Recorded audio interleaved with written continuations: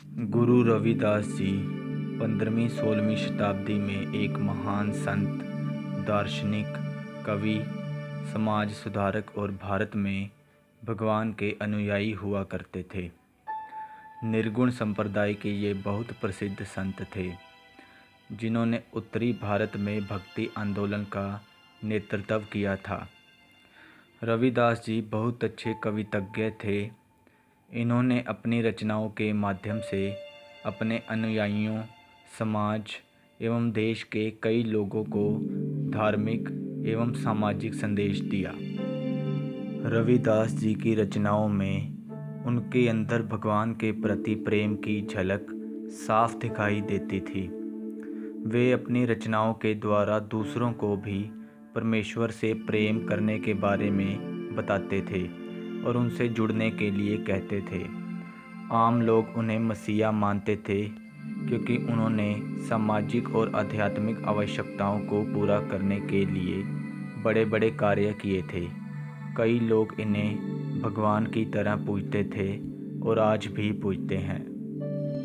लोग रविदास जी के गाने, वचनों को आज भी उनके जन्म दिवस पर सुनते हैं। रविदास जी उत्तर प्रदेश, पंजाब एवं महाराष्ट्र में सबसे अधिक प्रसिद्ध और पूजनीय हैं। गुरु रविदास जी का जन्म वाराणसी के पास सीर गोवर्धन गांव में हुआ था। इनकी माता कलसा देवी एवं पिता संतोख दास जी थे, जो चमार जाति के थे। रविदास जी के जन्म पर सबकी अपनी अपनी राय है। कुछ लोगों का मानना है इनका जन्म 1376-77 के आसपास हुआ था। कुछ कहते हैं 1399। कुछ दस्तावेजों के अनुसार रविदास जी ने 1450 से 1520 के बीच अपना जीवन धरती में बिताया था। इनके जन्म स्थान को अब श्री गुरु रविदास जन्म स्थान कहा जाता है। रविदास जी के पिता राजा नगर राज्य में सरपंच हुआ करते थे। इनका जूता बनाने और सुधारने का काम हुआ करता था। रविदास जी के पिता मरे हुए जानवरों की खाल निकालकर उससे चमड़ा बनाते और फिर उसकी चप्पल बनाते थे। चमार जाति का होने के कारण उन्हें बाकी समाज के द्वारा छुआ नहीं जाता था। रविदास जी बचपन से ही बहुत बहादुर और भगवान को बहुत मानने वाले थे। रविदास जी को बचपन से ही ऊंची जाति वालों की हीन भावना का शिकार होना पड़ा था। वे लोग हमेशा इस बालक के मन में उसके नीच जाति का होने की बात डालते रहते थे। रविदास जी ने समाज को बदलने के लिए अपनी कलम का सहारा लिया। वे अपनी रचनाओं के द्वारा जीवन के बारे में लोगों को समझाते, लोगों को शिक्षा देते कि इंसान को बिना किसी भेदभाव के अपने पड़ोसी से अपने समान प्रेम करना चाहिए। बचपन में रविदास जी अपने गुरु पंडित शारदानंद की पाठशाला में शिक्षा लेने जाया करते थे। कुछ समय बाद ऊंची जाति वालों ने उनका पाठशाला में आना बंद करवा दिया था। पंडित शारदानंद जी ने रविदास जी की प्रतिभा को जान लिया था। वे समाज की ऊंच नीच बातों को नहीं मानते थे। उनका मानना था कि रविदास भगवान द्वारा भेजा हुआ एक बच्चा है।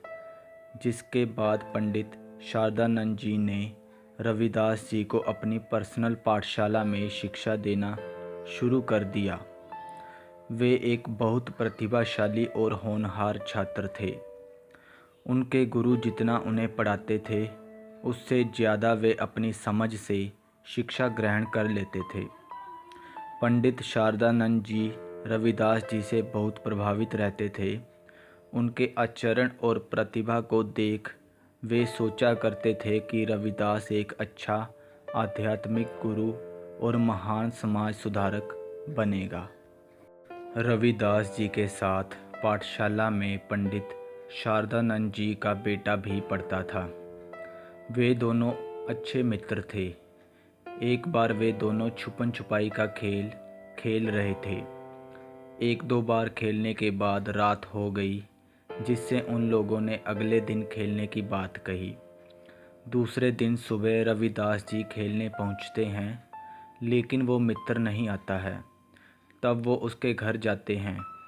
वहां जाकर पता चलता है कि रात को उसके मित्र की मृत्यु हो गई है। ये सुन रविदास सुन्न पड़ जाते हैं। तब उनके गुरु शारदानंद जी उन्हें मृत मित्र के पास ले जाते हैं। रविदास जी को बचपन से ही अलौकिक शक्तियाँ मिली हुई थी। वे अपने मित्र से कहते हैं कि ये सोने का समय नहीं है, उठो और मेरे साथ खेलो। ये सुनते ही उनका मृत दोस्त खड़ा हो जाता है। यह देख वहाँ मौजूद हर कोई अचंभित हो जाते हैं। रविदास जी जैसे जैसे बड़े होते जाते हैं, भगवान राम के रूप के प्रति उनकी भक्ति बढ़ती जाती है। वे हमेशा राम, रघुनाथ, राजा रामचंद्र, कृष्णा, हरि, गोविंद आदि शब्द उपयोग करते थे, जिससे उनके धार्मिक होने का प्रमाण मिलता था। रविदास जी मीराबाई के धार्मिक गुरु हुआ करते थे। मीराबाई राजस्थान के राजा की बेटी और चित्तौड़ की रानी थी। वे रविदास जी की शिक्षा से बहुत अधिक प्रभावित थी और वे उनकी एक बड़ी अनुयायी बन गई थी। मीराबाई ने अपने गुरु के सम्मान में कुछ पंक्तियां भी लिखी थी, जैसे गुरु मिलिया रविदास जी। मीराबाई अपने माँ बाप की एकलौती संतान थी। बचपन में इनकी माता के देहांत के बाद इनके दादा दूदा जी ने इनको संभाला था। दूदा जी रविदास के बड़े अनुयायी थे। मीराबाई अपने दादाजी के साथ हमेशा रविदास जी से मिलती रहती थी, जहाँ वे उनकी शिक्षा से बहुत प्रभावित हुई। शादी के बाद मीराबाई ने अपने परिवार की रजामंदी से रविदास जी को अपना गुरु बना लिया था। मीराबाई अपनी रचनाओं में लिखती हैं, उन्हें कई बार मृत्यु से उनके गुरु रविदास जी ने बचाया था।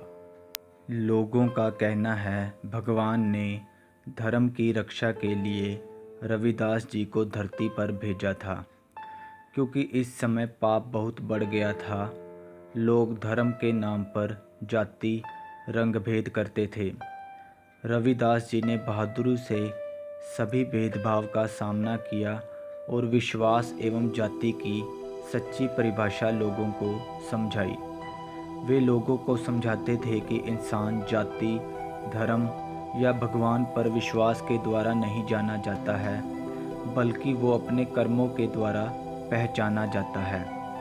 रविदास जी ने समाज में फैले छुआछूत के प्रचलन को भी ख़त्म करने के बहुत प्रयास किए।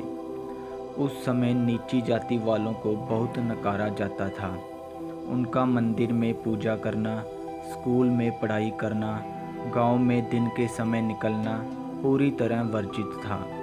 यहाँ तक कि उन्हें गांव में पक्के मकान की जगह कच्चे झोपड़ों में रहने को मजबूर किया जाता था। समाज की ये दुर्दशा देख रविदास जी ने समाज से छुआछूत भेदभाव को दूर करने की ठानी और समाज के लोगों को सही संदेश देना शुरू किया। रविदास जी लोगों को संदेश देते थे कि भगवान ने इंसान को बनाया है, न कि इंसान ने भगवान को। इसका मतलब है हर इंसान भगवान द्वारा बनाया गया है और सबको धरती पर समान अधिकार है।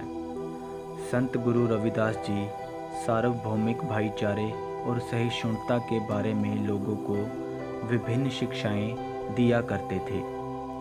रविदास जी द्वारा लिखे गए पद, धार्मिक गाने एवं अन्य रचनाओं को सिख शास्त्र ग्रंथ साहिब जी में शामिल किया गया है। पांचवें सिख गुरु अर्जन देव जी ने इसे ग्रंथ में शामिल किया था।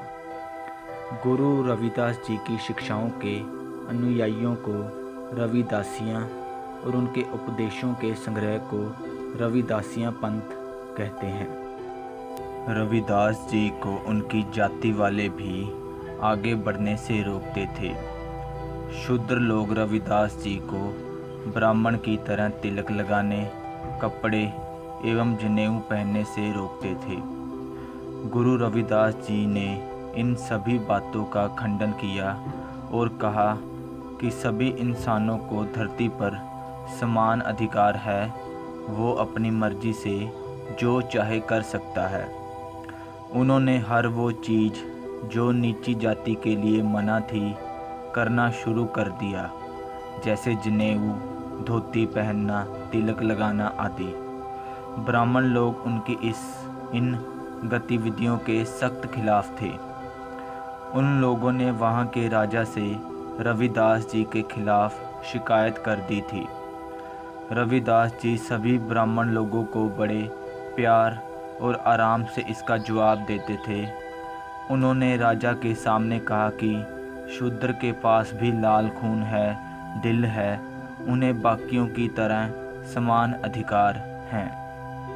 रविदास जी ने भरी सभा में सबके सामने अपनी छाती को चीर दिया और 4 युग, सतयुग, त्रेता, द्वापर और कलयुग की तरह 4 युग के लिए क्रमशः सोना, चांदी, तांबा और कपास से जनेऊ बना दिया। राजा सहित वहाँ मौजूद सभी लोग बहुत शर्मसार और चकित हुए और उनके पैर छूकर गुरु जी को सम्मानित किया। राजा को अपनी बचकानी हरकत पर बहुत पछतावा हुआ। उन्होंने गुरु जी से माफ़ी मांगी। संत रविदास जी ने सभी को माफ़ कर दिया और कहा, जनेऊ पहनने से किसी को भगवान नहीं मिल जाते हैं। उन्होंने कहा कि केवल आप सभी लोगों को वास्तविकता और सच्चाई को दिखाने के लिए इस गतिविधि में शामिल किया गया है। उन्होंने जनेऊ उतार कर राजा को दे दिया और इसके बाद उन्होंने कभी भी न जनेऊ पहना न तिलक लगाया। रविदास जी के पिता की मौत के बाद उन्होंने अपने पड़ोसियों से मदद मांगी ताकि वे गंगा के तट पर अपने पिता का अंतिम संस्कार कर सकें। ब्राह्मण इसके खिलाफ थे क्योंकि वे गंगा जी में स्नान किया करते थे और शूद्र का अंतिम संस्कार उसमें होने से वो प्रदूषित हो जाती। उस समय गुरु जी बहुत दुखी और असहाय महसूस कर रहे थे, लेकिन उस घड़ी में भी उन्होंने अपना संयम नहीं खोया और भगवान से अपने पिता की आत्मा की शांति के लिए प्रार्थना करने लगे। फिर वहाँ एक बहुत बड़ा तूफान आया। नदी का पानी विपरीत दिशा में बहने लगा। फिर पानी की एक बड़ी लहर मृत शरीर के पास आई और अपने में सारे अवशेषों को अवशोषित कर लिया। कहते हैं तभी से गंगा नदी विपरीत दिशा में बह रही है। भारत के इतिहास के अनुसार बाबर मुग़ल साम्राज्य का पहला शासक था जिसने 1526 में पानीपत की लड़ाई जीतकर दिल्ली में कब्जा किया था। बाबर गुरु रविदास जी के आध्यात्मिक शक्तियों के बारे में बहुत अच्छे से जानता था। वो उनसे मिलना चाहता था। फिर बाबर हुमायूं के साथ उनसे मिलने जाता है। वो उनके पैर छूकर उन्हें सम्मान देता है। गुरु जी उसे आशीर्वाद देने की जगह उसे दंडित करते हैं क्योंकि उसने बहुत से मासूम लोगों को मारा था। गुरु जी बाबर को गहराई से शिक्षा देते हैं जिससे प्रभावित होकर बाबर रविदास जी का अनुयायी बन जाता है और अच्छे सामाजिक कार्य करने लगता है। गुरु रविदास जी की सच्चाई, मानवता, भगवान के प्रति प्रेम, सद्भावना देख दिन पर दिन उनके अनुयायी बढ़ते जा रहे थे। दूसरी तरफ कुछ ब्राह्मण उनको मारने की योजना बना रहे थे। रविदास जी के कुछ विरोधियों ने एक सभा का आयोजन किया। उन्होंने गांव से दूर सभा आयोजित की और उसमें गुरु जी को आमंत्रित किया। गुरु जी उन लोगों की उस चाल को पहले से ही समझ जाते हैं। गुरु जी ने वहां जाकर सभा का शुभारंभ किया। गलती से गुरु जी की जगह उन लोगों का साथी भल्लानाथ मारा जाता है। गुरुजी थोड़ी देर बाद जब अपने कक्ष में शंख बजाते हैं तो सब अचंभित हो जाते हैं। अपने साथी को मरा देख वे बहुत दुखी होते हैं और दुखी मन से गुरुजी के पास जाते हैं। रविदास जी के अनुयायियों का मानना है कि रविदास जी ने 120 या 126 वर्ष बाद अपने शरीर को त्याग दिया था। लोगों के अनुसार 1540 में वाराणसी में उन्होंने अंतिम सांस ली थी। रविदास जयंती को माघ महीने की पूर्णिमा के दिन मनाया जाता है। रविदासिया समुदाय के लिए इस दिन वार्षिक उत्सव होता है। वाराणसी में इनके जन्म स्थान श्री गुरु रविदास जन्म स्थान में विशेष कार्यक्रम आयोजित होते हैं, जहां लाखों की संख्या में रविदास जी के भक्त वहां पहुंचते हैं। रविदास जी की जयंती 10 फरवरी 2017 में मनाई गई थी, जो उनका 640वां जन्म दिवस था। सिख समुदाय द्वारा जगह जगह पर नगर कीर्तनों का आयोजन किया जाता है। स्पेशल आरती की जाती है। मंदिर गुरुद्वारा में रविदास जी के गाने दोहे बजाए जाते हैं। कुछ अनुयायी इस दिन पवित्र नदी में स्नान करते हैं और फिर रविदास जी की प्रतिमा की पूजा करते हैं। रविदास जयंती मनाने का उद्देश्य यही है कि गुरु रविदास जी की शिक्षा को याद किया जा सके, उनके द्वारा दी गई भाईचारे, शांति की सीख को दुनिया वाले एक बार फिर अपना सकें। वाराणसी में रविदास जी की याद में बहुत से स्मारक बनाए गए हैं, जैसे कि रविदास पार्क, रविदास घाट, रविदास नगर, रविदास मेमोरियल गेट आदि।